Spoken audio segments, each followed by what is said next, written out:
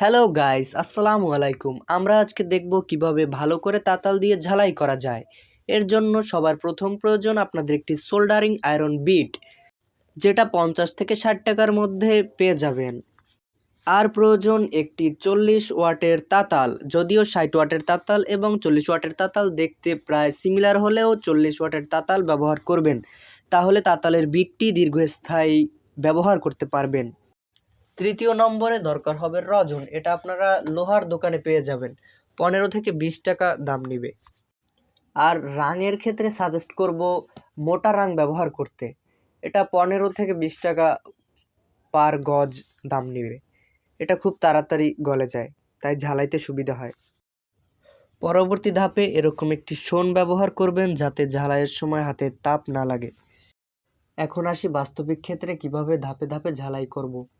প্রথমে তাতালটিকে 4 থেকে 5 minute hit হওয়ার জন্য সময় দিতে হবে।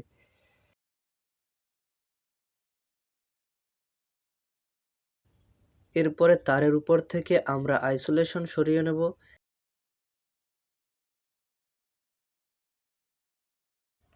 যে তারটায় ঝালাই করব সেটাতে প্রথমে রজন লাগাবো, তারপরে রাং লাগাবো।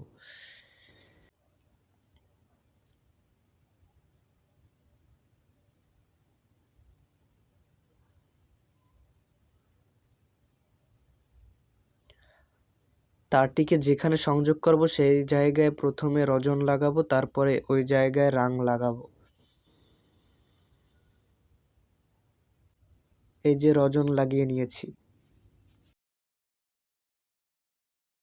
দেখুন, স্পর্শ করা মাত্র পানির মতো গলে যাচ্ছে রাং।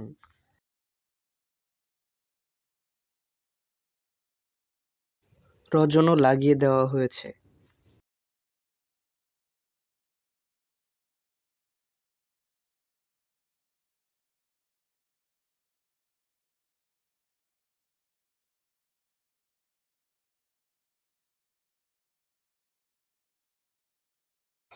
দেখুন কত সুন্দরভাবে ঝালাই হয়ে গেছে। এখন আমরা এটাতে একটি তার সংযোগ দেব।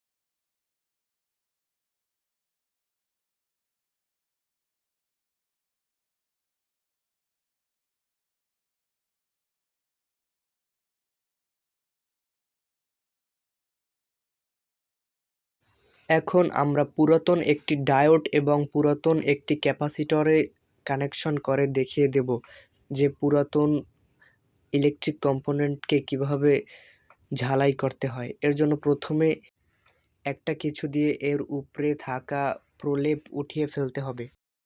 এরপরে ওই জায়গায় রজন এবং রাং লাগিয়ে ঝালাই করতে হবে পূর্বের নিয়মে।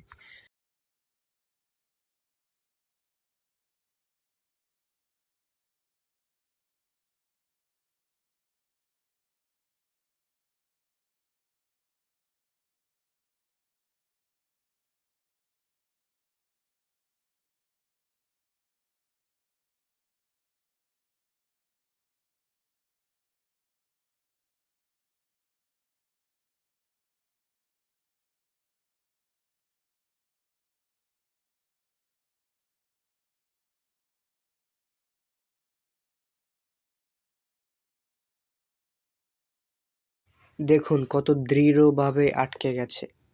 ভিডিওটি ভালো লাগলে একটি লাইক দিবেন এবং সাবস্ক্রাইব করবেন।